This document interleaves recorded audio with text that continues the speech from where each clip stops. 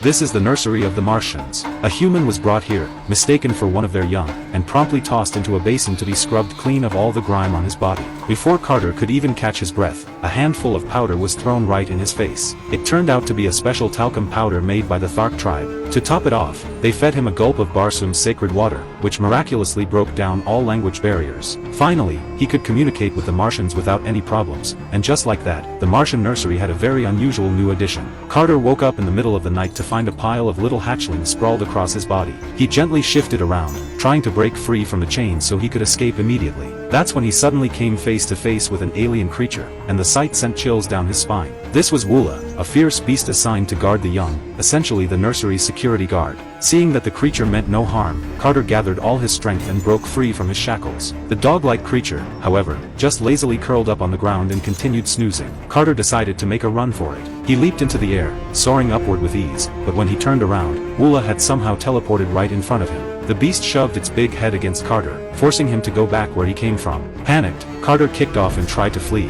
but Woola kept up with him effortlessly. Despite its clumsy appearance, Woola moved with incredible agility. No matter how Carter jumped and bounced around, Woola always managed to be at his landing spot a second before him. Carter was completely baffled. This creature had become the biggest obstacle in his escape plan. Trapped and out of options, Carter finally used every ounce of his strength to leap to the top of the tallest tower. Inside, the Tharks were in the middle of a wild celebration. He looked closer and spotted exactly what he was after, the mysterious medallion he'd been searching for, hanging right on the chieftain's belt. But then Woola burst in, barking like crazy, and completely ruined the party. The Tharks immediately started beating the poor creature senseless. Watching them pummel Woola until it howled in pain, Carter couldn't stand it anymore and rushed into the crowd to break up the fight. He threw a casual punch, only to accidentally kill one of the Thark warriors on the spot. The chieftain was stunned by such incredible power, a single blow, instantly fatal. But Carter had just killed one of their own, and the Tharks swarmed him all at once. Outnumbered and overpowered, Carter was eventually subdued. The next day, Carter was tied up and put on display in the public square,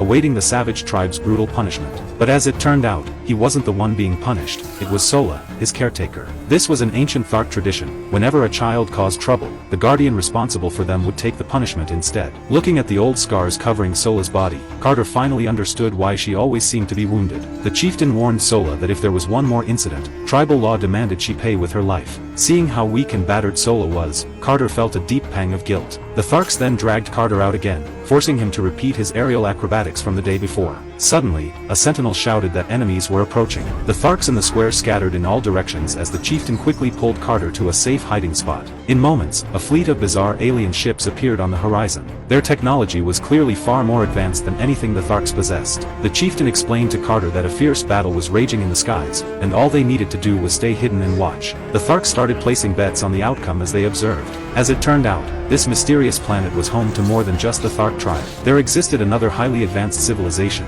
one that had long been divided into two warring factions, the brutal, war-hungry city-state of Zodanga and the peace-loving kingdom of Helium. Zodanga operated from a massive mechanical fortress, and for centuries it had waged endless wars of conquest, ruthlessly plundering the planet's resources and slaughtering innocent lives. Only Helium's military forces could stand against them. For ages, the two powers had maintained a delicate balance of strength. Then one day, that balance was shattered completely.